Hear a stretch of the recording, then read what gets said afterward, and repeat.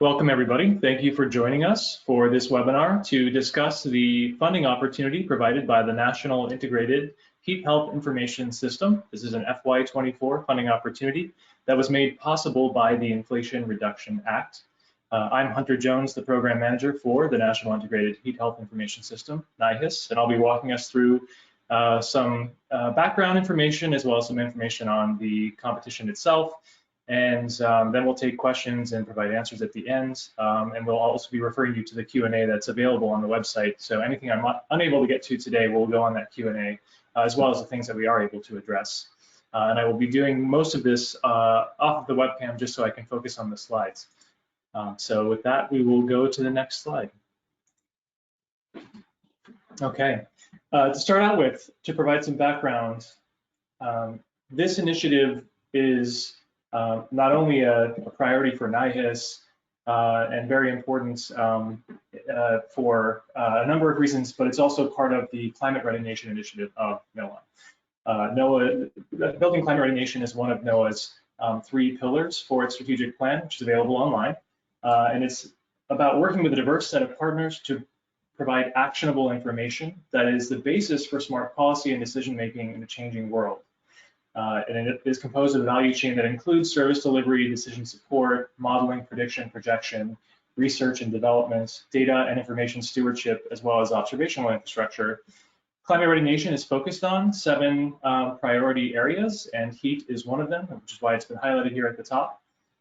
On the next slide, you'll also see another capture from the NOAA strategic plan. If we can jump to the next one, there might be a delay here. There we go, thank you. From the strategic plan, showing that we are also focused on building equitable resilience to climate impacts. And so as part of that, a number of climate and equity pilot projects were conducted around the country, and in the Southwest and the Southeast, those pilots focused on extreme heat. The locations that we did these pilots in were in Las Vegas, Phoenix, Charleston, and Miami. They were done by not only in collaboration with NIHHIS, but led by the regional coordination teams across NOAA, regional climate service directors, and members from every part of NOAA. So they were very collaborative. We learned a lot from communities, a lot of which is now part of what we're asking for in this competition. The pilots included a lot of community engagement, heat observation campaigns, heat tabletop exercises, and targeted heat risk reduction actions that are being planned and developed and rolled out right now. If we go to the next slide, I just want to give a little bit more background on NIHHIS as well. NIHHIS was formed in 2015. It was jointly launched by NOAA and CDC, but rapidly became a really broad interagency system that was by design. It was meant to facilitate a coordinated approach to heat resilience. We now have partners from a number of agencies that you see on the right. In addition to being multi-agency, it is transdisciplinary. To address heat risk, we have to work across a lot of different disciplines, as well as across timescales. NIHHIS is focused on not only short-term resilience, making sure that we're able to respond better to extreme heat, but also building long-term resilience and reducing risk so that the response is more straightforward in the future. We build awareness, evidence, and capacity to address heat risk, and some of that is, in fact, what this competition is about as well. On the next slide, I also want to highlight that this NIHHIS as a program is a Justice 40 program. So we are working to achieve equitable outcomes. And I'm highlighting just one example here. I use New York because it is an area where we've done urban heat mapping as a citizen science project, and also because it's a place that many people are familiar with. But we do have maps and data like this from a number of locations. On the left, you can see the heat island of New York, where it's hotter in the northern part of Manhattan, where Harlem is, as well as in the Bronx. And on the right, you can see an image from the White House Climate and Economic Justice Screening Tool that identifies disadvantaged communities. And the point here is to highlight the overlap in areas that tend to be hotter, as well as areas that are considered disadvantaged in that tool. So addressing those equity impacts where we have those overlaps is really important goal for this competition and for the program in general.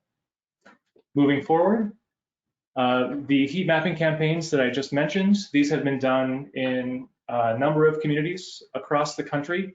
By the end of the summer, it will be over 70 communities that we've worked with. And we've also worked with a number internationally as well.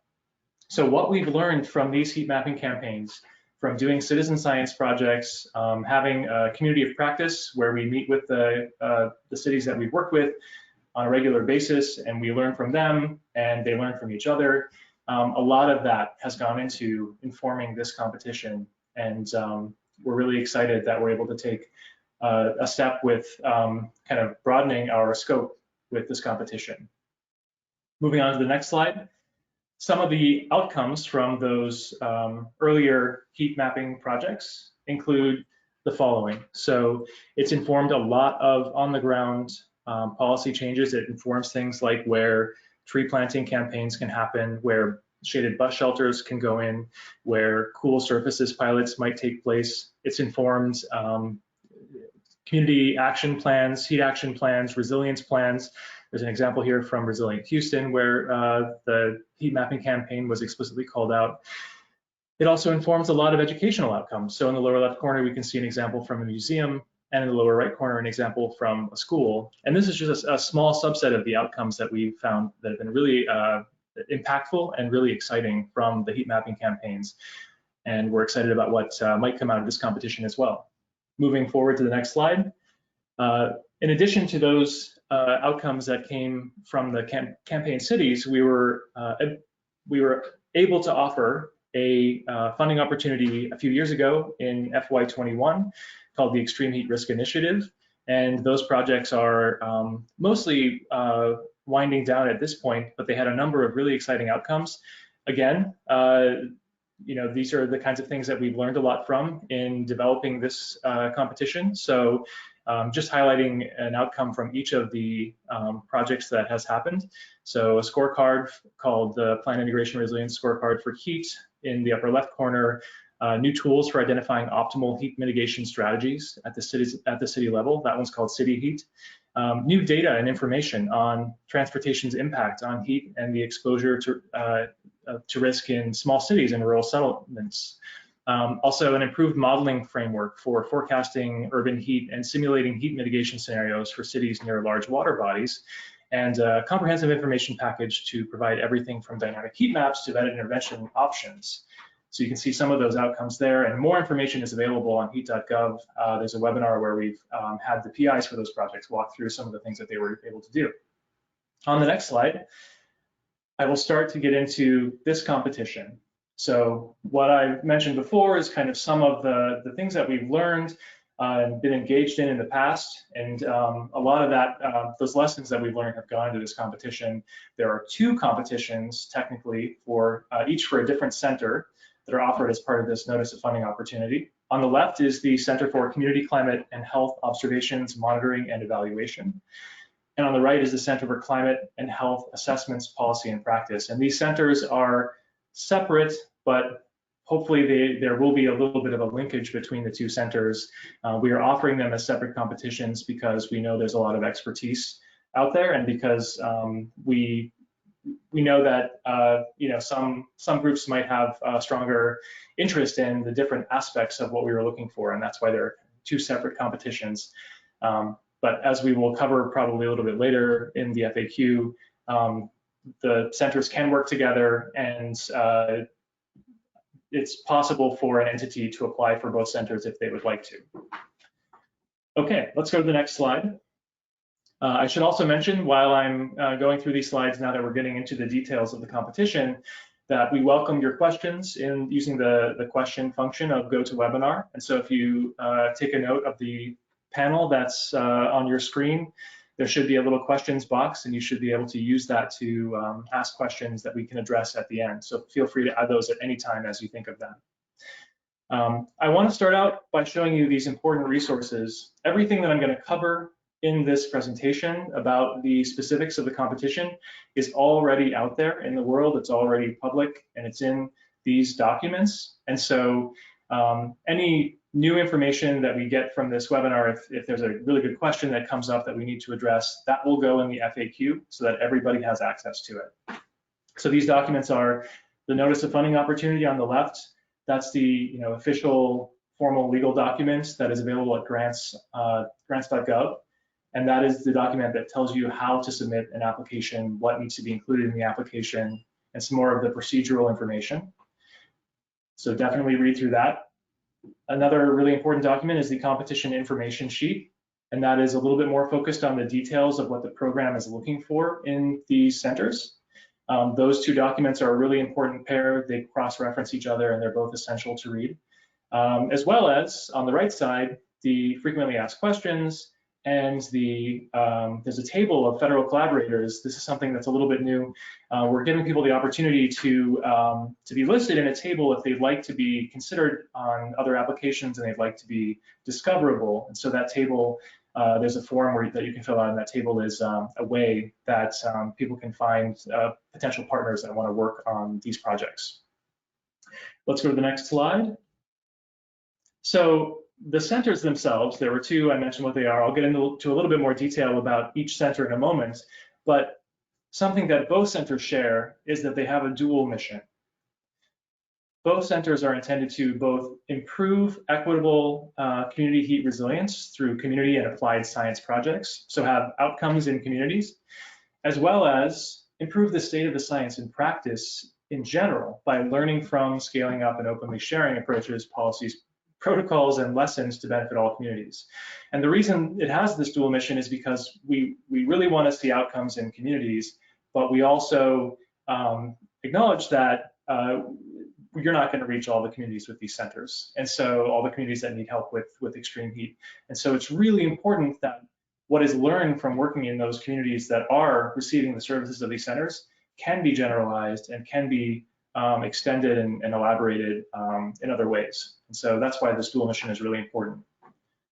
On the next slide, you can see details for the first center, the Center for Community Climate and Health Observations, Monitoring and Evaluation. There are three, and there are a lot more details in the information sheet on each of these, but there are three primary goals for this center. This is really an outgrowth of the heat mapping and what we've learned from that process, really trying to expand and extend what we can do.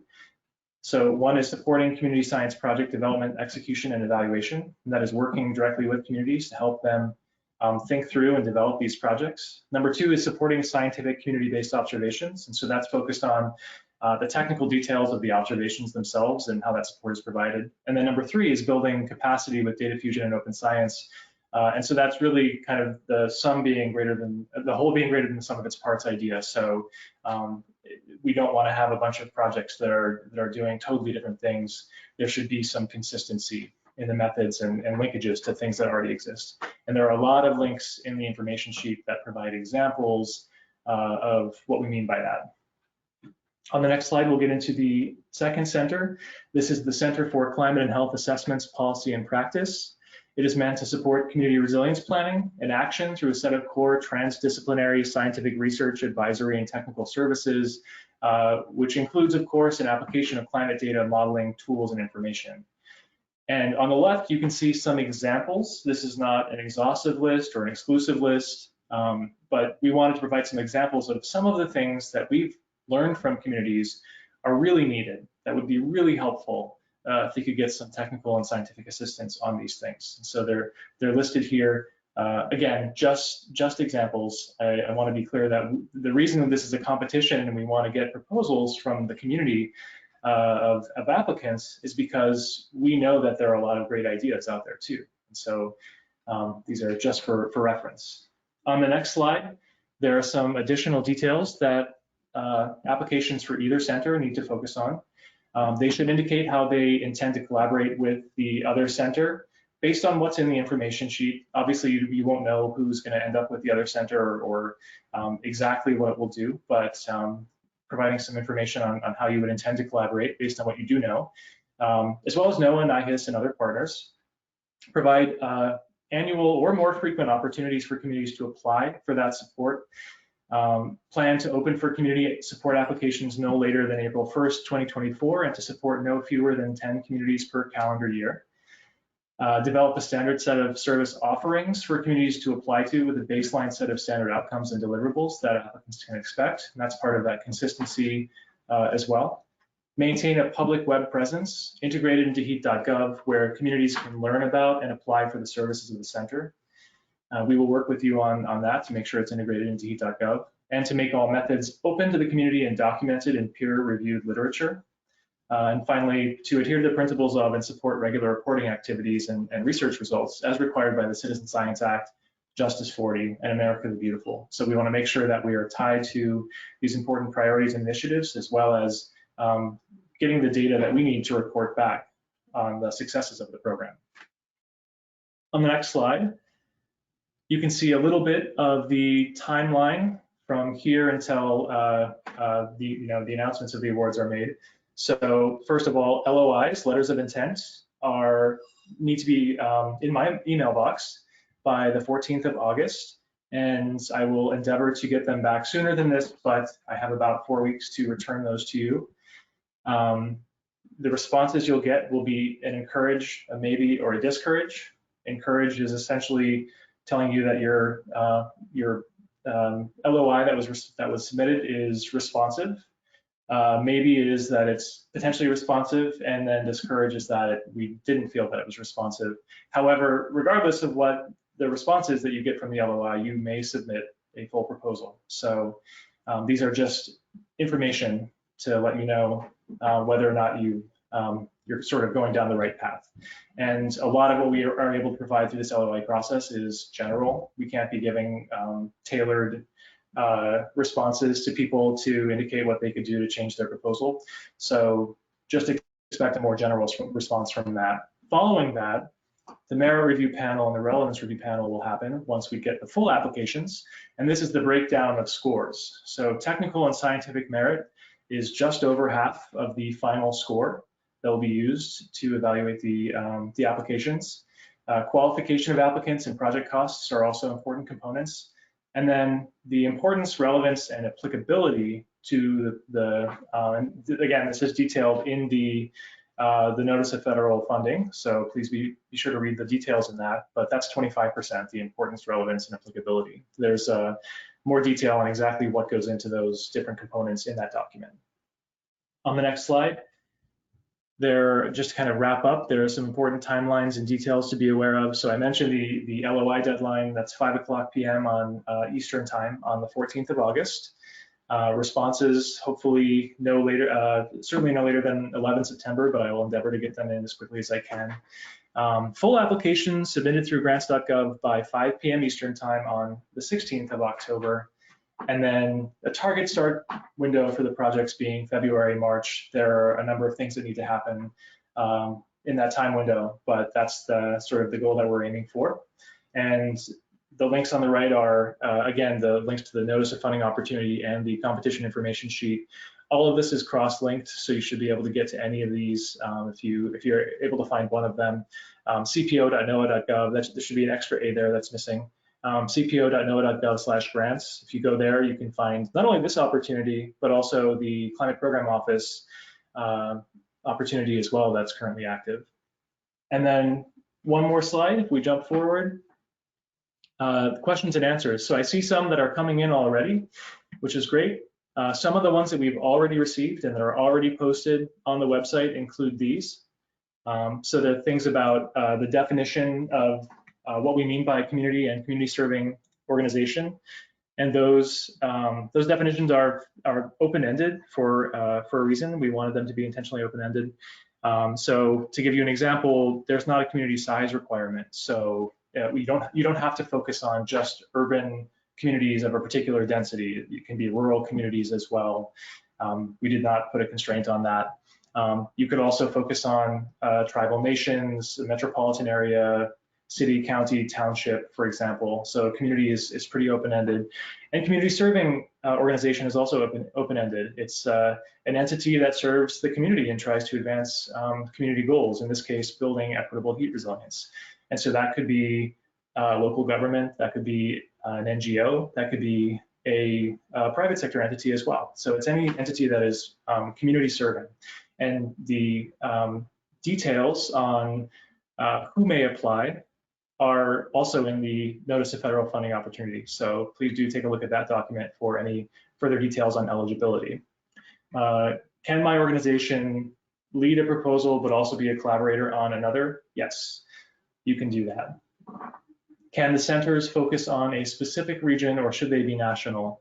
In this case, because we were looking for a diversity of different communities, they do need to be, you need to be able to receive applications that are national in scope rather than scoping the center to just a region.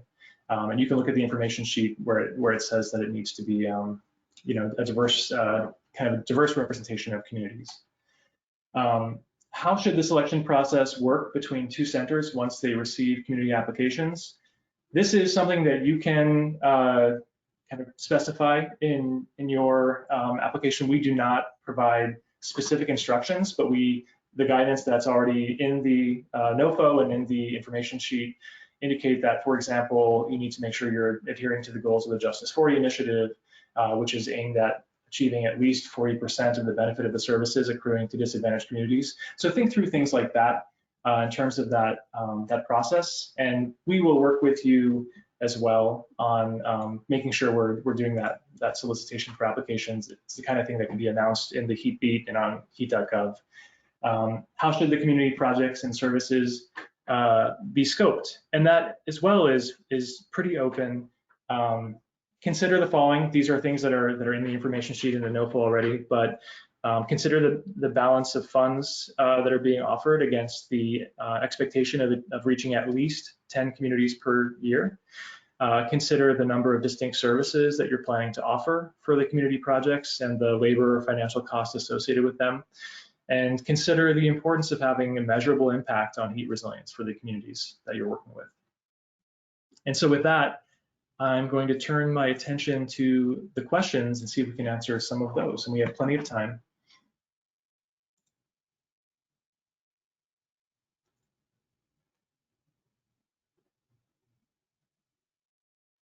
Okay, the first question is about whether the program can provide supercomputing time. I would say, and I might have to look into this a little bit more if there's a specific way that's worked in the past. If you've worked with other programs and they've done that, I suspect the MAP program has done that. So my provisional answer is that we didn't budget for that on the program side. So if you have specific needs for things like that, I would put them in the budget for your proposal. But let me get back to you on that one. I'm anticipating that some of these questions I will need to look into a few things and then get back to them. Let's see. This is a good question. Asking for clarification on where it says in the solicitation that we should describe both what we could do for the floor budget amount and then also the ceiling budget amount. And is this information we'd want to mention in the full application or also in the LOI? So the idea, by specifying a floor in the funding opportunity, that is what we are expecting to have available. But the ceiling amount is suggesting that there's always a possibility that there could be more available that we could put into the centers in the out years. So we encourage you to focus on the floor as the expectation of the amount of what these centers will be working with. But it would be helpful if you did put in information about what more you would do if additional funds were available for the center, to specify what could be done in kind of a modular sense. So what additional services would you provide if there were more funds available? Keep in mind what's required at the baseline though, and what that baseline level is. I hope that's a little bit helpful. And then in terms of specifying in the full application or the LOI, that's up to you. The LOI is obviously a much shorter document where you really want to be clear on what you're intending to do. And so the same guidance would apply as it does for the full proposal, which is the primary focus should be on what you would do at that floor funding amount.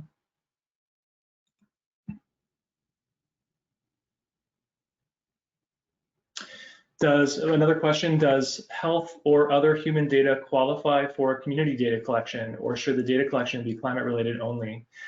As long as you are at least getting the climate data, and this is for the first center, I'm assuming, as long as you are at minimum getting that climate data, other data sets are something that you can consider collecting, yes. I know in the information sheet, reference is made to social science data, so that is one example of another data set that you might be able to collect. Of course, when you're working with health data or social science data, there can be additional challenges such as getting proper clearance to use that data, going through a human subjects review. So just keep that in mind too.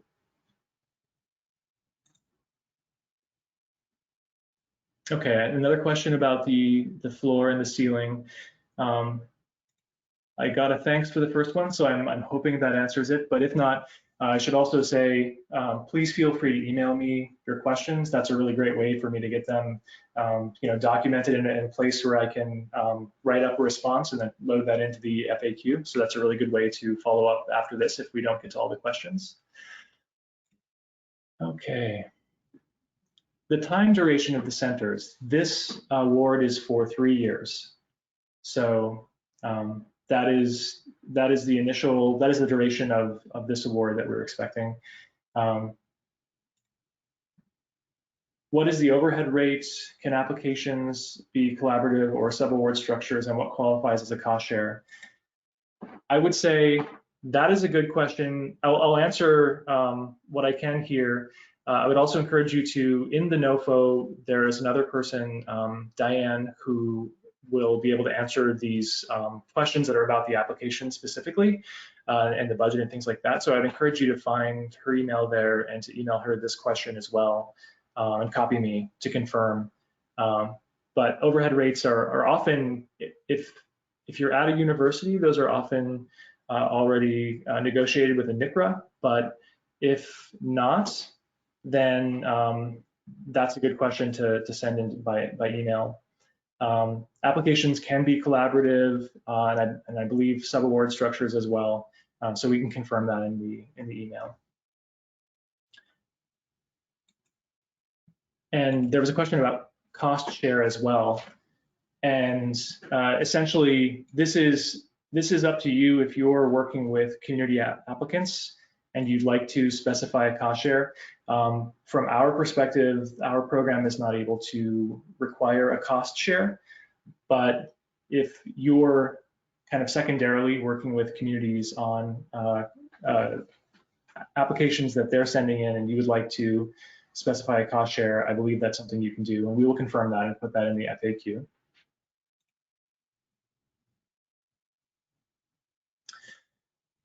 For the 10 communities served, if our application area is a city, can the 10 communities be within the city? I would encourage you to just pay attention to that part of the part of the information sheet that is encouraging broad community applications from a number of different geographies and that sort of thing. So in terms of serving multiple communities in one city, if you got multiple applications from one municipality and they were doing different things and you wanted to work with 2 different groups in the same city on something, certainly. But in terms of doing 10 different groups in the same city, counting as 10 communities served, I think that might not be really adhering to what we were looking for in the information sheet. Okay.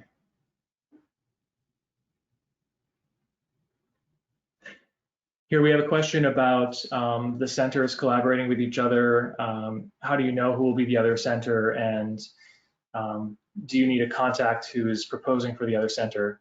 I acknowledge that is a challenge because you won't know about the other center. So in this case, I would say just if you're applying for one of the centers and not the other, look at the other center and just think about what they're being asked to do and potentially what collaboration could look like with a center that was doing those things. But yeah, you won't know exactly. And I realize that the second center is a little bit more open-ended in terms of what they're able to provide. So ideally, it's just making sure that you've thought through linkages between what the missions of the 2 centers are. And there will certainly, once the applicants have gone forward and we're at the award making stage, we will be working closely with both of the successful applicants to make sure that they're connected to each other and that they can have a dialogue about any linkages that might be possible. Are foreign companies eligible? I believe so, and I would just encourage you to double check the eligibility section of the NOFO, because that is the sort of the specification of exactly what we can and can't do. Okay. Is there expectation that there will be some overlap in communities served by Center 1 and Center 2, or are we open to all 20 of the communities served being totally unique? Either way, there could be overlap. They could all be unique as well. So I think we're not putting any expectations on that. If the two centers are providing different services, and you know, it might be the case that one city, one community applies to both centers for different things, that overlap would be okay. It also might be the case that the 20 are totally unique as well. These are great questions. Thank you, everyone. Every time I answer one, two more come in. So this is really good. Let's see. What is the relationship between the Center for Heat observations and the existing NOAA Heat Watch campaigns? That is a great question. So there's no official connection there. I would consider them separate. So this is a different process, and a lot of what we've learned from those campaigns in the past is kind of informs what we're looking for in this competition. To make one more point of clarification, I know that the FY21 competition did have the expectation that the applicants would work in one of the communities that we had worked in previously. We do not have that expectation here. So that's what I'm getting at here, is that there's no constraint on the communities that they have participated with us in the past.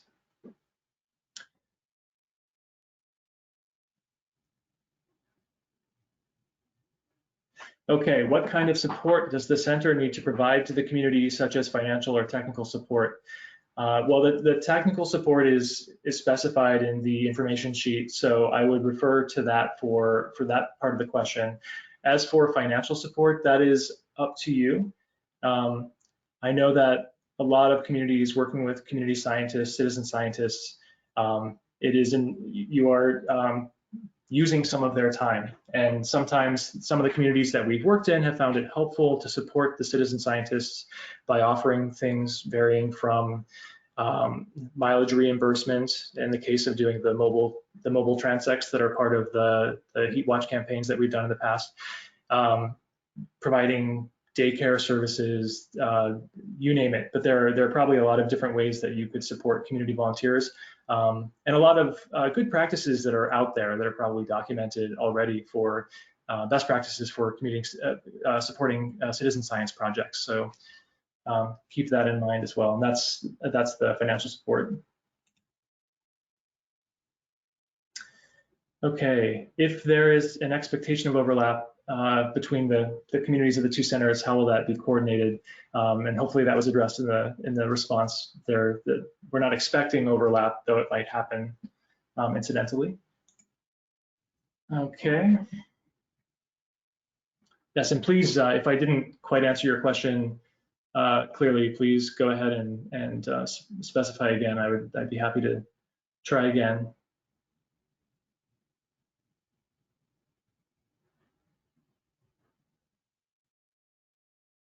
Okay, the notice mentioned that we should consider how the centers could build on each other. Do we need to identify the center we will collaborate with? In this case, it's not, you may not know that. Considering that we are applicants and don't know which applications will be selected for funding, what should we say in the proposal regarding this? It's a good question, and it's just kind of based on what the center is, what some of those examples were that the centers would be doing and what the expectations that are for the centers that were listed. And so, and there may have been, I'm remembering an example given at the top of the information sheet, so I would refer to that. And if you need more clarification on that, you want to email me an elaborated question, I'd be happy to try to get something in the FAQ that's a little bit more direct on a response to that.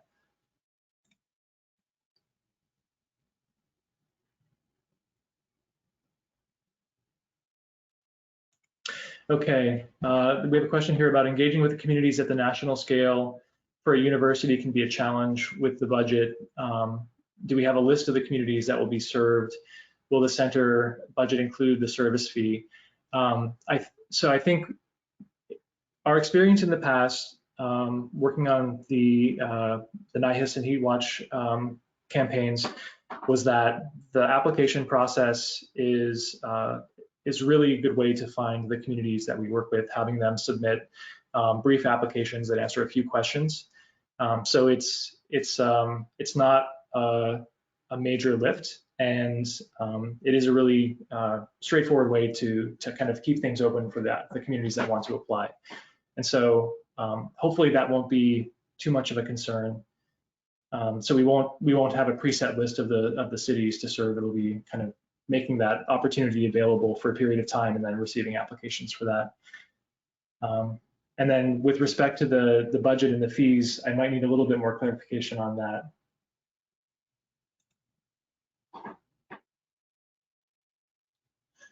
Okay, for communication related activities in Center 2, who is the audience? I think I would leave that up to the applicants to consider, just in the context of building equitable community heat resilience. I wouldn't want to over-specify who the audience would be, but it would be up to you to kind of elaborate who you think needs to be communicated to to build extreme heat resilience.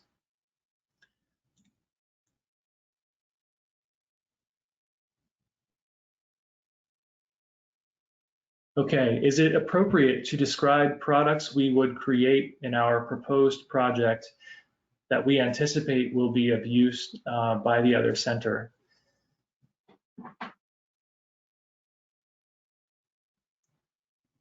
You could do that. I would hesitate to say that whether you must do that or not. So I would just leave it at that. You could do that if you would like to. And if I need to provide more clarification on that, reach out to me. I will aim to do that as well. Okay, we have a specific question about the cost benefit analysis goals. And that's just provided as an example, again, in the information sheet. And so for cost benefit analysis, there are a number of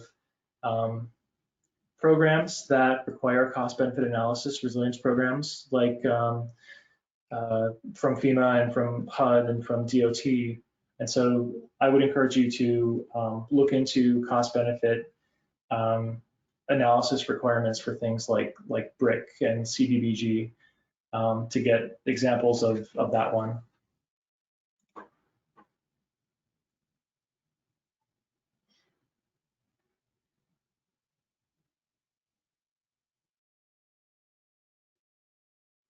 Okay, we have a question about just the math with respect to the 10 communities a year. Over 3 years is 30 communities minimum in total. And then the 2.5 million for each center. In theory, each community will get 80K in total. Any thoughts on the allocation percentage or budget for the community versus research at the center? And we did not specify that. So I would leave that up to the applicants when they're constructing their budgets and based on what's been provided in the information sheet. But I don't want to over-specify.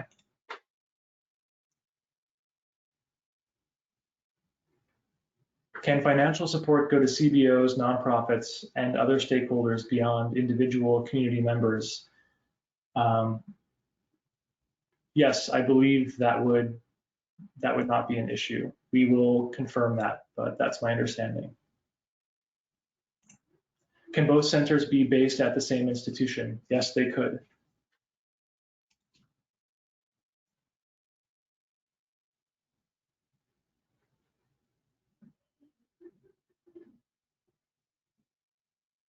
Okay, question about the level of support provided by Center One. It seems that Center One is not expected to completely support the campaigns in the various communities that are selected, though they can offer support. Is that right, or is the expectation that the award should include full funding to support the implementation of the campaigns?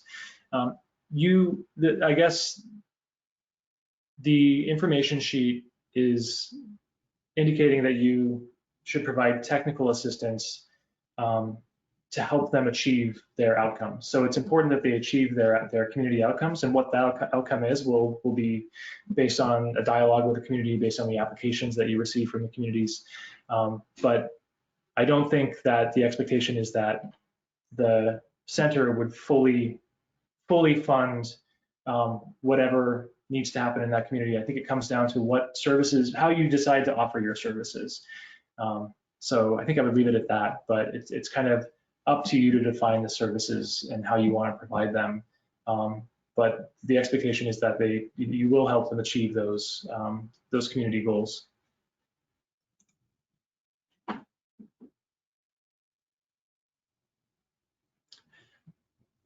Does the Center for Heat Observations expect any model simulations, for example, using citizen science observations to improve heat simulations at fine resolution? We didn't specify an expectation for model simulations, so that's it's not something that we explicitly specified. I think I would leave it at that. Can one institution submit multiple applications for each center? Yes, I think that is perfectly fine, and we will verify that as well in the FAQs. And the last one that I see so far, what costs are allowed and not allowed in the budget for the centers? Are there any restrictions? And for that, I would say to double check the NOFO first, because that does specify some of those things. And if you have a specific question about a cost that you're interested in, send that to Diane. Again, her email is in the NOFO. And copy me, and we'll make sure we can get that specific question answered.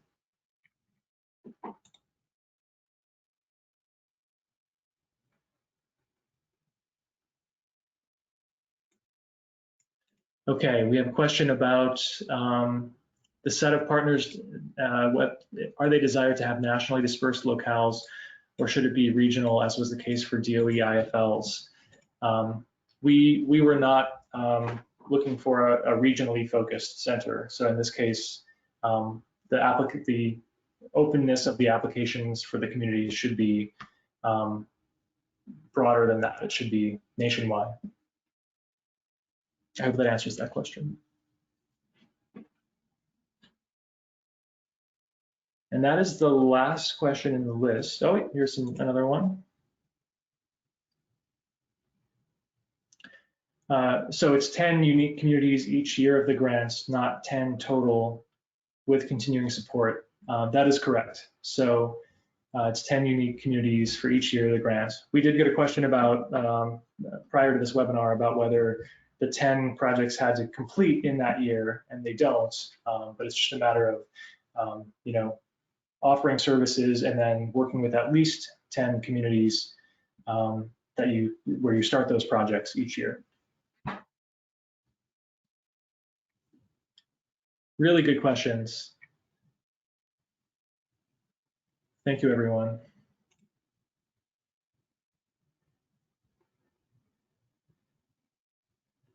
Okay, we have a question about the activities for Center 2 seem to be much more explicitly outlined. Would more details become available for Center 1? The details, I think the details that are available are what we intend to put out. So Center 2 really just provided some concrete examples, but those were just examples of things that we've learned that communities have sought in the past. Center 1, while it doesn't specify really concrete examples of those outcomes, it does have a lot of specificity in other ways. And so I'm hoping that will be enough to inform the applications that you're putting together. But yes, the two centers, they were kind of specified a little bit differently based on what we've learned from our engagements in terms of community needs.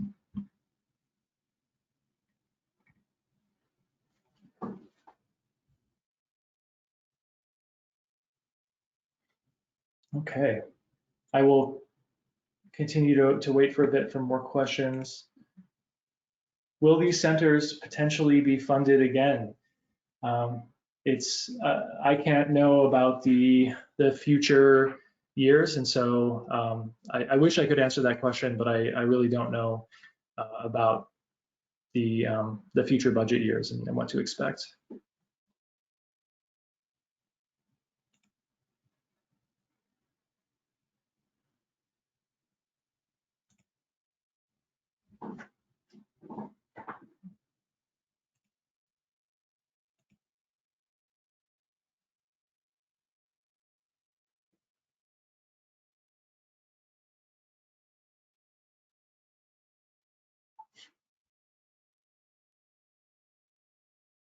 Just pausing here for any other questions that might come in.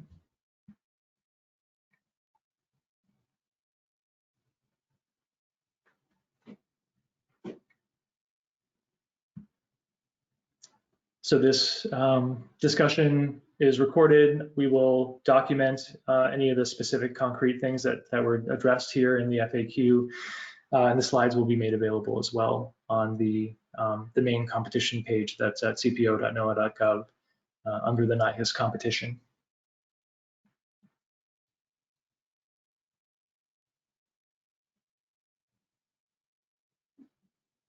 Okay, we'll give it one more moment and then we'll wrap up.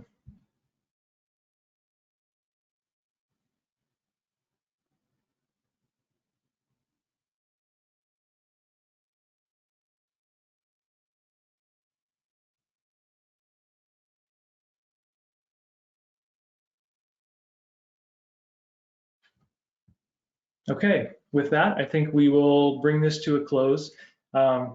We got through a lot of questions. I really appreciate all the questions. They were all very thoughtful. And again, we will make sure to get all the documentation up on the competition information page and look forward to reading LOIs in the future.